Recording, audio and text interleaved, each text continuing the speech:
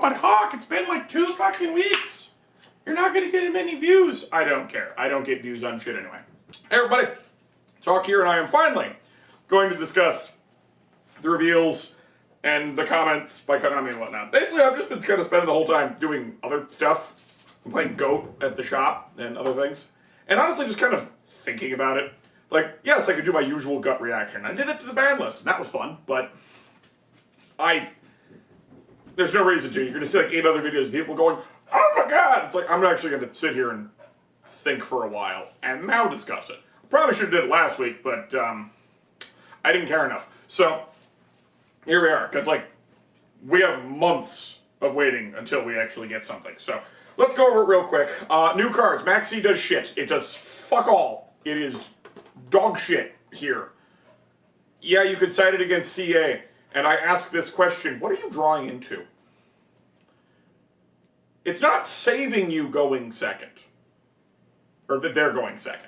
You know, the CA player goes second. It doesn't do anything to save you. Maybe it draws you a Sphere Kariba, but like, cool. You drew a Sphere Karibo. It's not stopping that Azana from happening. Just saying. It's not that great.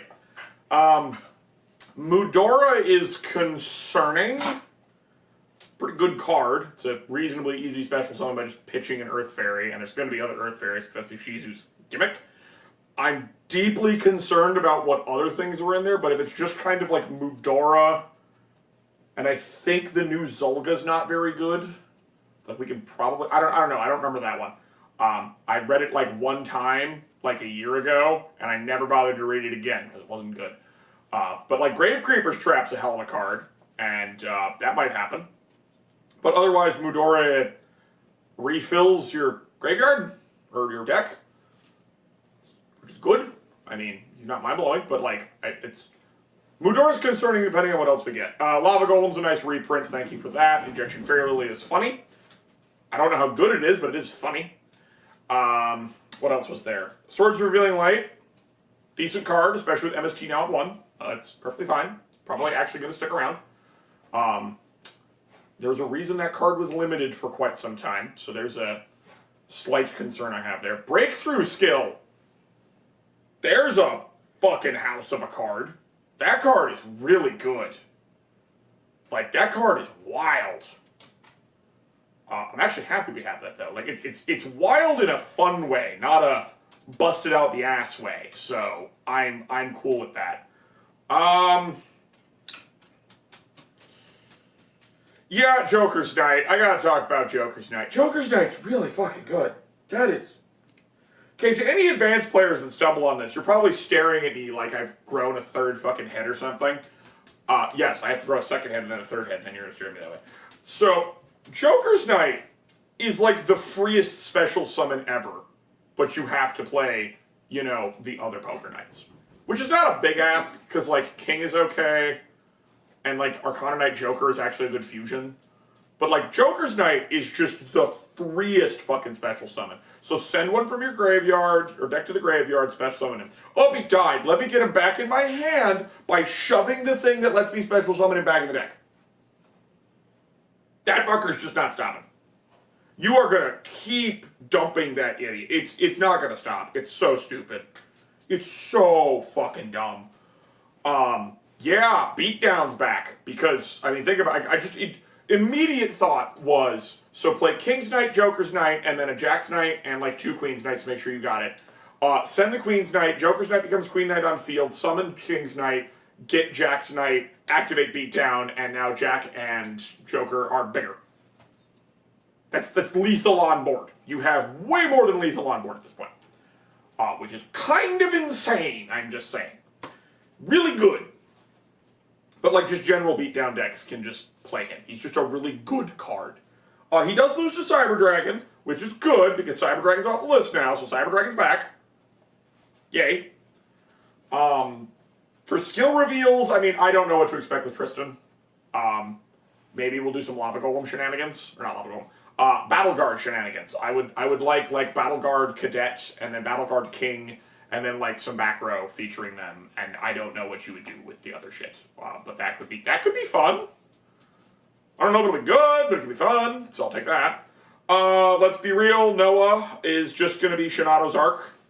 It's just Shinato, who is fucking huge. He has a 3300 that has a flame wingman effect. Only if the target is in defense mode when he destroys them.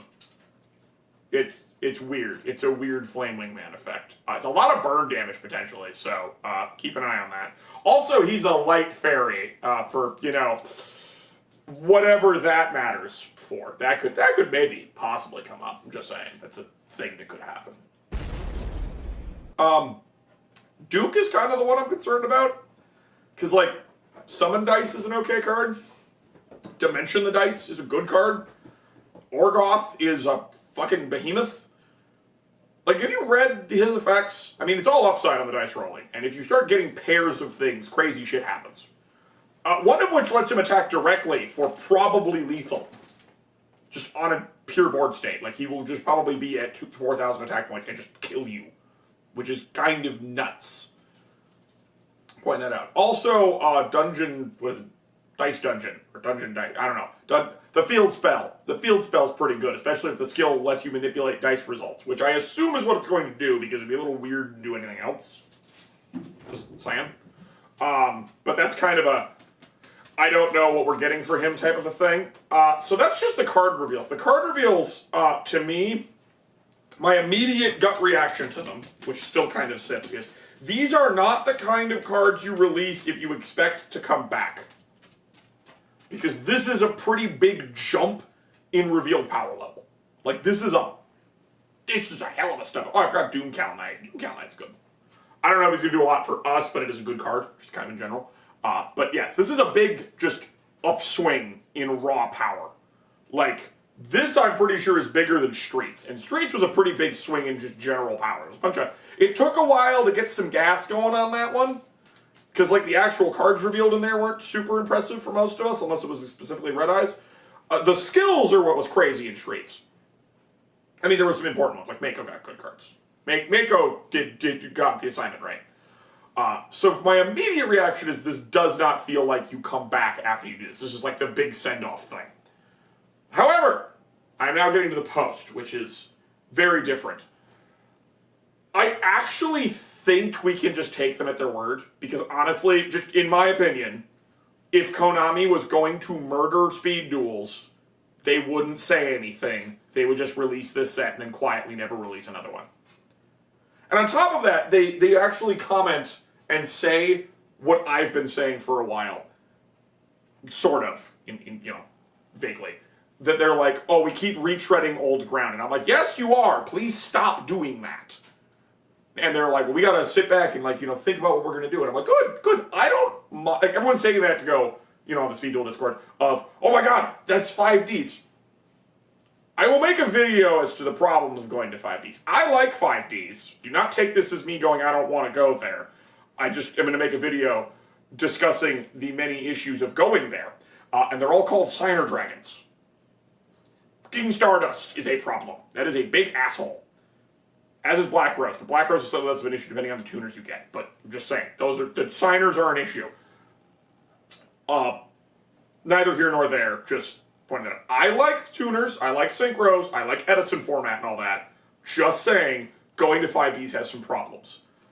Not inherently horrible, but like, we have an easily special summonable level 5. You do the math at how easy it is to make an 8 now. Just keep that in mind.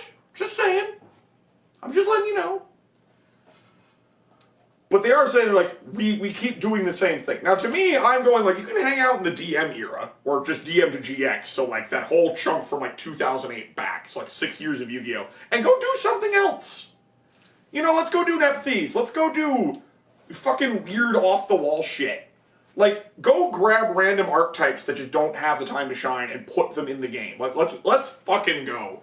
Assign them weird GX characters. I don't care. It'll be fun and weird. And we can stop having to constantly be the anime. I'm just saying. You all know that's been my thing for forever. I think they're probably going to lead to 5Ds. But my point is I think they are being serious. And the other reason I think this is they're taking a pause because Konami has tapped itself out. So there's a whole bunch of rumors floating around all across the internet and whatnot, and honestly the one that makes the most sense to me is Konami's not doing so hot over in their whole EU section, which is mostly Europe specifically here. The EU is not half the planet, I mean literally the EU. Because One Piece is doing really good over there. Wakanda is doing really good over there. I hear Flesh and Blood is still doing pretty good over there. There's probably a bunch of card games I don't know about, but there's a whole bunch of card games going on over there that are going really good. And it's making venues expensive. And it's monopolizing printer time and a bunch of other stuff. And suddenly Konami has a problem. Alright? I don't know what the sales figures were, but my understanding, and again this is a rumor, so go get your big bucket of salt here, guys, is that the investors were not super pleased with the EU sales last year. I don't know what that means. The easy one for me is you release too much shit, Konami. I mean, we all kind of said it. There's way too many things in a row, rapid fire, to keep up on buying them. So a lot of people were kind of skipping sets and only grabbing one random thing at a time, and it was too much stuff.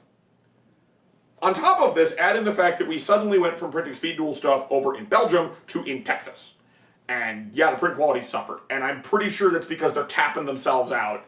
And they're like, alright, that's it, we need to simplify, so we're going to pause Speed Duel for right now. Because I'm going to tell you right now, Speed Duel made enough money to keep printing, because they don't keep printing that if it doesn't make money. Straight up. Like, if Speed Duel was not at minimum making a, modest profit, they would not have continued to make them. Okay? Speed Duel was cheap. It required almost no R&D, which is the expensive part, because you don't have to design anything new. Like, the skill cards aren't new. You're using all existing assets. Every single one of those character portraits already exists. They already have it, they just put it on the card. That's why you don't really get new characters. So, all of that exists. There's no new cards being printed. You've already made all of them, you just put them in the set. So the R&D is literally just a team figuring out what to put in the set, and then that's it. Because they're all just reprint sets. Which is a lot easier to make on a technical level. Because I don't have to make a new mechanic, or a new card, or a new archetype. I just go, blah, done. You make one new card, or two, per deck, and that's it. It's super easy to come up with them. Like, just sit down and think of skills. It's not difficult to come up with those. Do a little bit of mild play testing to make sure nothing's broken out the ass, which quite frankly I don't think they do anyway, because My Precious Queen happened. Took like 4 seconds of reading and realizing you had Token Sunday, and you're like, Jesus Christ. It's an absurd card.